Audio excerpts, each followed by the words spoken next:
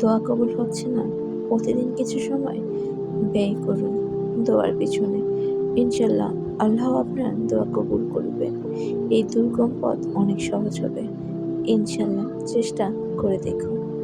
কিভাবে আপনি প্রতিদিন ৫ ওয়াক্ত সালাত আদায়ের পর মন থেকে আপনার রবের নিকট সমস্ত চাওয়া চেয়ে নেবেন। আজান একামতের সময় হচ্ছে দোয়া কবুলের উৎকৃষ্ট সময়। এই সময়টি আপনি প্রতিদিন দোয়া কবুলের জন্য উঠে পড়ে লেগে থাকুন। বৃষ্টি হলেই বসে পড়ুন। আশেপাশে কোথাও মোরগ ডাকতে শুনলে দোয়া করে নেবেন। রাতে একটু আগে ঘুমিয়ে যাবেন, যাতে তাহাজ্জুদের সময় অন্তত 10 মিনিট হলেও দোয়া করতে পারেন। জানেন তো এই সময়ের দোয়া একদম তীরের মতো গিয়ে কবুল হয়ে যায়।